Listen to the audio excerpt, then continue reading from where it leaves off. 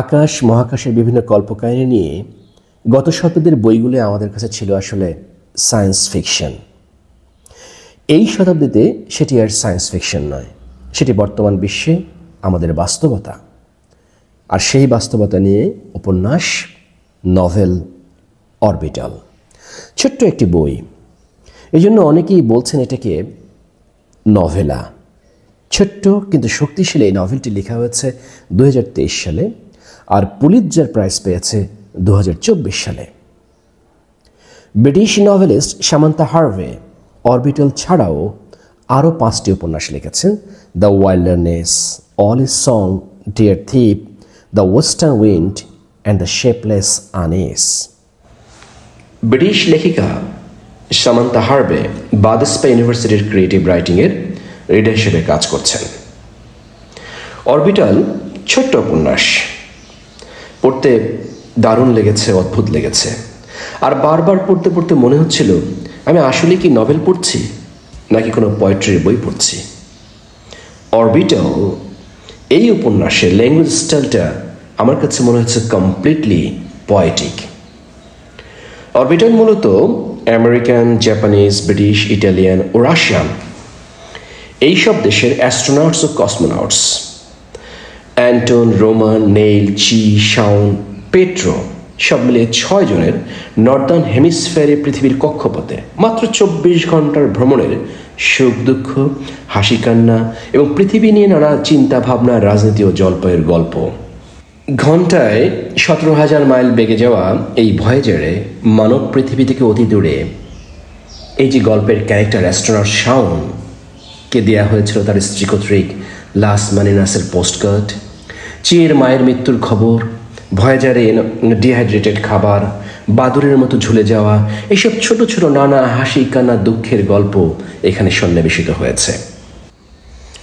Orbital এই নভেলটির basically কোনো সুনির্দিষ্ট প্লট নেই তেমন কোনো টানটান উত্তেজনা, অনেকটা সরল রৈখিক, কিন্তু আছে অ্যাস্ট্রোনটসদের ব্যক্তি জীবন ও পৃথিবী কেন্দ্রিক নানা চিন্তার প্রবাহ দ্বারা, যেটা নাকি অনেকটা স্ট্রিম অফ কনসিয়াসনেসের মতো।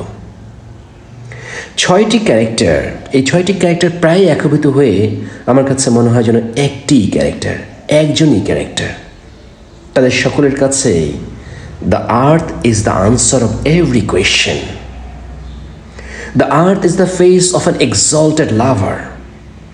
The earth is a mother waiting for her children. 24 ঘন্টায় অরবিটালের এই জার্নিতে তারা দেখে 16 sunrises, 16 sunsets, 16 days, 16 nights, 5 continents, autumn, spring, glaciers, deserts, wilderness and war zones, speed and stillness, distance and closeness, more, less and more. সূর্যকে তাদের মনে হয়েছে the sun is up down like a mechanical toy.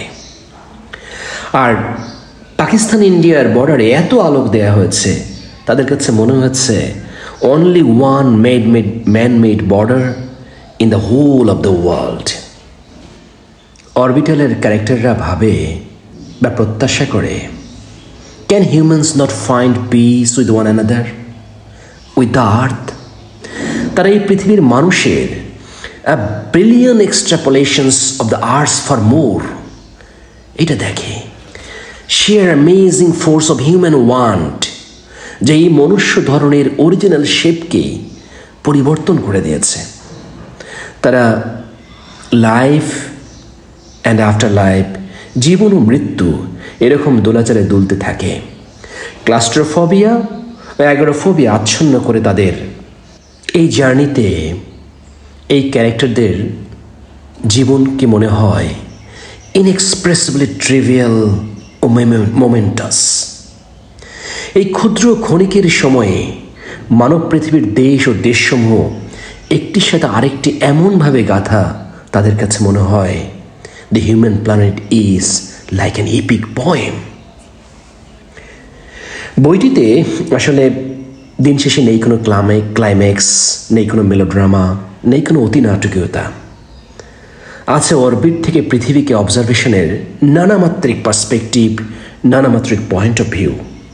Samantha হার্বির Orbital এই ফিকশনটি বা এই নভেলটি প্রোজাইক নয়, এটি পোয়েটিক স্টাইলে লেখা চমৎকার বই, এক বসাতে পড়ার মতো একটি নান্দনিক novel, a mind blowing novel, I think a must-read book for many of us.